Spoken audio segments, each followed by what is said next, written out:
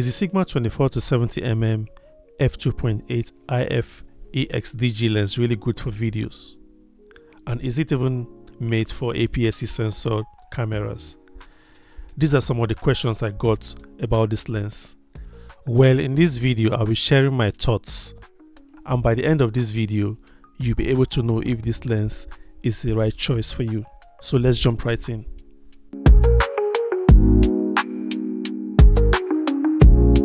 This is a follow-up review to the one I've done before about the Sigma 24-70mm f2.8 IF EXDG lens. This lens is a zoom lens. It has a focal range of 24-70mm. You can zoom in and zoom out. That means you can shoot wide scene at 24mm and close up like portraits at 70mm. It has a constant aperture of f2.8. With this, you'll be able to get nice and blurry background.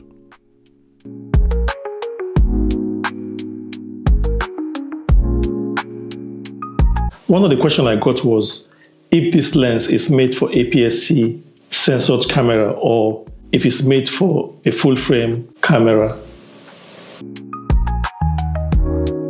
From my research, the Sigma 24-70mm f2.8 IF EXDG lens is made for full frame cameras, but you can as well use it on a crop censored camera as is the APS-C censored camera. This lens is one of Sigma's older technology and design, so don't expect much from this lens. The autofocus is not really fast. It struggles, more especially in a low light condition. I've tried it so many times. The autofocus is not really great.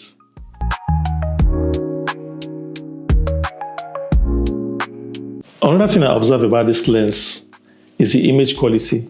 You tend to have softer image at the edges, more especially at wider aperture like f2.8. So bear this in mind.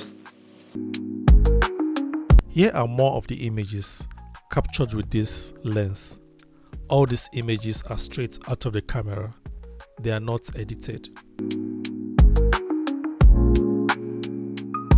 Alright, let's crack on. This lens is very heavy. As you can see, it's very hefty. If you have this on your camera, you will definitely feel the weight. I would recommend using a tripod with this lens because of the weight.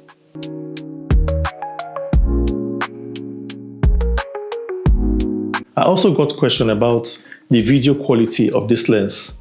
Here are some of the videos I shot with this lens.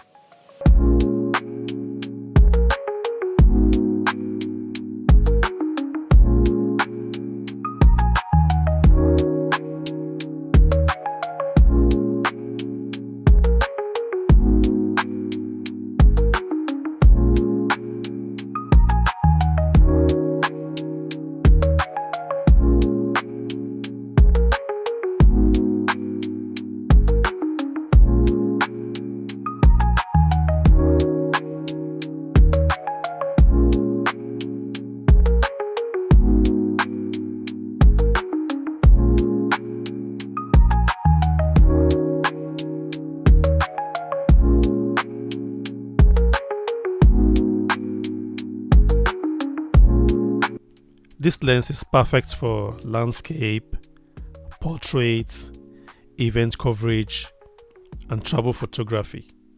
It's well built, it feels very solid.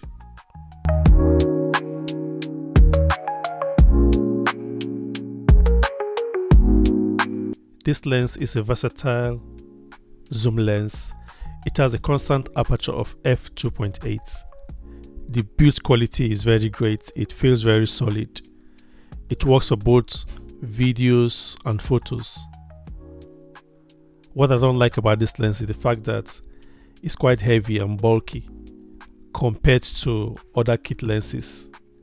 It does not have image stabilization, so you need a gimbal or tripod if you want to shoot videos with this lens. It's more expensive compared to other kit lenses.